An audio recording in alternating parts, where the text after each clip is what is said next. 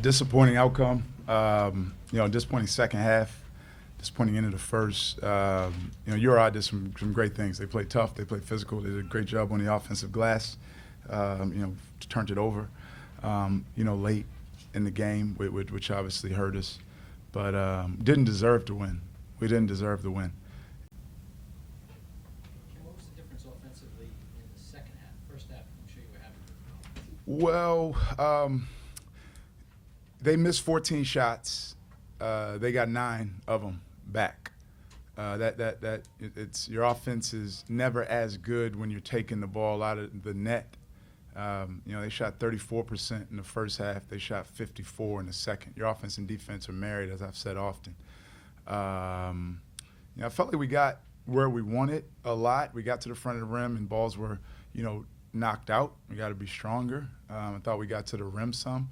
I don't have our shot quality sheet, which I usually have after the game. I didn't get it fast enough today. I'll look at it and really get to watch it on film, see the quality of the shots. But disappointed in our end because I thought we were pretty good in transition, in the first half and even in the second. Even at the end of the game, we got 2 quick buckets in transition, but they were after stops. When you're taking the ball out the net, your offense is going to suffer. And Sebastian, obviously, the second half, he was a different Yeah, he was good in the second half. We were talking in the first at halftime, and Jaden House had a game going, and I was kind of like, I don't care if Jaden House has a game going. I'd love for Jaden House to keep scoring because that team is their best when Sebastian Thomas is wheeling and dealing and scoring and making plays. And he did. He made a huge shot at the end when they were up 1, and obviously got a big steal at the end, good defensive stop. Did you think about going with Bryce at the 5 earlier? Say it again? Did you think about going with Bryce at the 5 earlier in the game? No, I didn't. Like the advantage we had with him at the 4 to start the second half. He got green in foul trouble, got some pretty good looks at the rim. He got fouled. He got layups. Tried it at the end, and we did. We cut the deficit. We made it a 1-point game, but ultimately it wasn't enough. Coach, what surprised you about the URI team? Nothing. Nothing surprised me. Expected. No, they're who they are. They're who they are on film. They play hard. They play fast in transition. Sebastian Thomas got to his left hand. Jaden House got to his right. David Green got to his left. Nothing surprised me. Just in terms of the physicality that David Green, displayed there, Kim, how difficult was that? The only physicality that I thought was not impressive. The only time I felt like he really displayed his physicality was, where it was effective, was he got some post baskets on Jabri at the end. Thought everything else of the game was pretty much in check. I mean, he was 2 for 9 before that, and in foul trouble. Kim, you got 10 in the first half. Did you sense any foot off the gas from the cap? Not foot off the gas. A couple of quick shots late to end the first. You got an offensive rebound, and we hoisted one back up, which it was Jabri. He can shoot open shots. But we had two rebound opportunities where we got the defensive rebound and got knocked out of Crease's hands, and we had one we dove on the floor, dove out of bounds. That they didn't score on them, but it was a missed opportunity for us to grow the lead. And that happened to us early in the season against Central Connecticut and also against Green Bay, where we didn't extend the lead in the first. Same against Oklahoma. So we're still learning the value of possessions.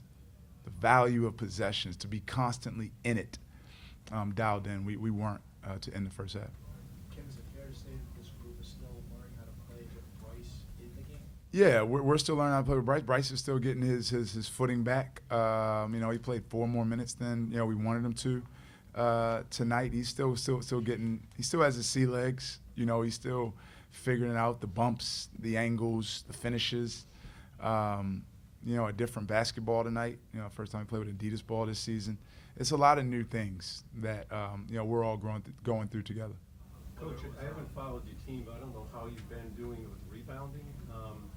Have you been okay with rebounding, and if so, what happened tonight? Yeah, defensively we're I think maybe top 40 or so. We didn't rebound the ball well last game against BYU and didn't again tonight.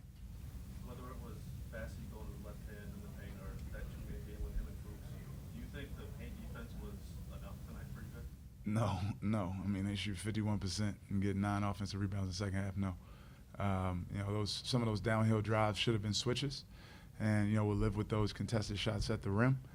I have to watch it to see some of the lobs off ball screens that they made, but no, they got far too many layups in the second half. In your first game in the rivalry in this building, what do you think of the atmosphere? Nothing, just another game, and the crowd wasn't any different than any venue we play in. Tim, just your thoughts going to Big East play on Tuesday night? Yeah, excited. Excited to turn the page for a second, and we get back into one more non-league game against Bonnie's in Mohegan. But DePaul's good. Much improved. Really good maybe the best three-point shooting team we've seen this season. We got to flush this. We got to get better. Some of the warts from the BYU win kind of showed their ugly head today. Maybe we didn't emphasize it enough in practice, but our ability to make strong plays at the end of our drives, to get defensive rebounds, and to disallow layups still hurt us today.